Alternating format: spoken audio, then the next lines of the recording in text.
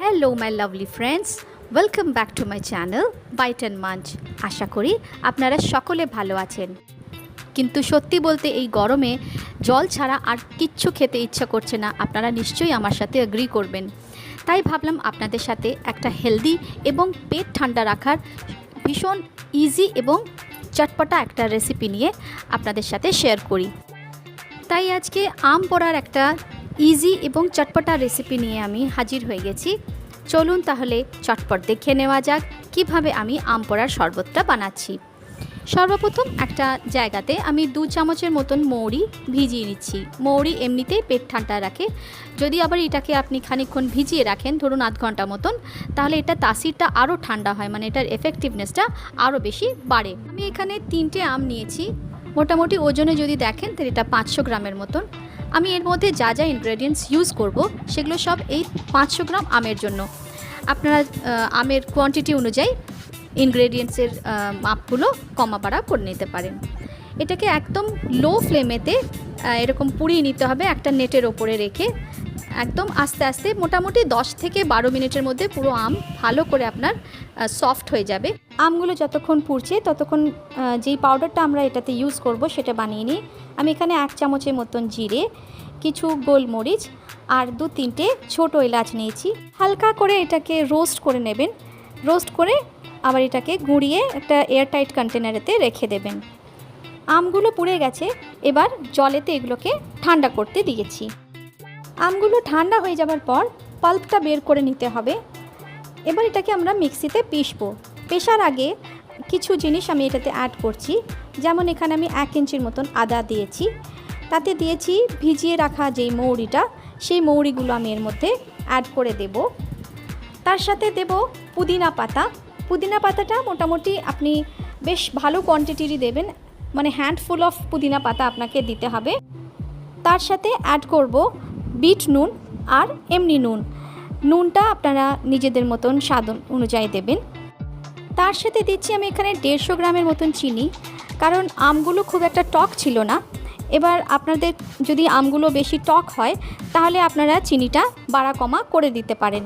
যতটা চিনি আপনি দিতে চাইছেন এই স্টেজেতেই দিয়ে দেবেন, কারণ এটা যখন মিক্সিতে পেস্ট হবে এটা একটা সিরাপের মতন আপনারা তৈরি হবে। দেখুন এই কীরকম কনসিস্টেন্সিটা হয়েছে।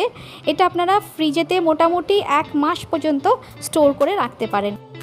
এবার এর মধ্যে ওই পাউডারটা আমরা অ্যাড করে দেব, যেটা আমরা আগে বানিয়েছিলাম। এবার এটাকে ভালোভাবে মিশিয়ে আপনারা একটা বটলেতে ঢুকিয়ে রেখে দিতে পারেন ফ্রিজের মধ্যে 1 মাস পর্যন্ত। ইনস্ট্যান্টলি কেউ যদি আম পান্না খেতে চায় আপনারা ওখান থেকে 3-4 চামচের মতন দিয়ে বা তার থেকে বেশি বা কম দিয়ে ঠান্ডা জল এবং বরফ দিয়ে এটাকে সার্ভ করতে পারেন। একদম ইনস্ট্যান্ট আম পান্না আপনার রেডি হয়ে যাবে। চলুন তাহলে এবার আমি এটাকে সার্ভ করে দেখাচ্ছি। আমি এখানে একটা প্লেট নিয়েছি।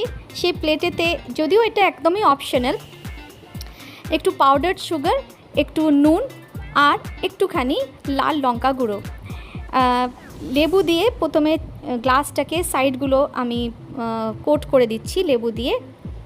ওই প্লেটটাতে আমি উবুর করে দিয়ে দিচ্ছি, জাস্ট একটা গার্নিশিংয়ের জন্য, আর কিছুই নয়। আপনারা এটাকে স্কিপও করতে পারেন। এবার এতে দিয়ে দেব কয়েকটা বরফের টুকরো। আমি এটা শুধু জল দিয়ে, ঠান্ডা জল দিয়ে সার্ভ করে দেখাচ্ছি। আপনারা এটা স্প্রাইট দিয়েও দিতে পারেন, স্বাদটা একদম আলাগ লেভেলে চলে যাবে। একবার স্প্রাইট দিয়ে অবশ্যই যেন ট্রাই করবেন। আমি এখানে 1 হাতা মিক্সচারটা দিলাম, তার মানে 3 টেবিল স্পুনের মতন আমি এটাতে অ্যাড করলাম। তার সাথে এবার আমি ঠান্ডা চিল্ড ওয়াটার মেশাচ্ছি, দিয়ে একটা চামচ দিয়ে ভালো করে নাড়িয়ে দেবেন। আর গার্নিশিং করবেন একটা ছোট্ট পুদিনা পাতার স্ট্র্যান্ড দিয়ে। হয়ে গেল আপনার আম পোড়ার শরবত একদম রেডি। তাহলে আপনাদের এই শরবতটা কেমন লাগলো অবশ্যই যেন আমাকে কমেন্ট সেকশনে জানাবেন।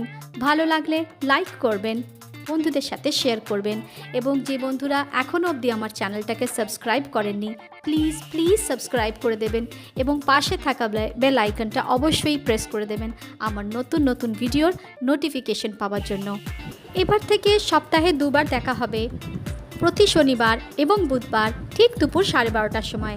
এভরি স্যাটারডে 12:30তে যে ভিডিওটা আমি বাংলায় করি সেটাকেই আমি হিন্দি স্পিকিং ভিউয়ার্সদের কথা মাথায় রেখে ওয়েডনেসডে হিন্দিতে ঠিক দুপুর 12:30টার সময় আপলোড করব।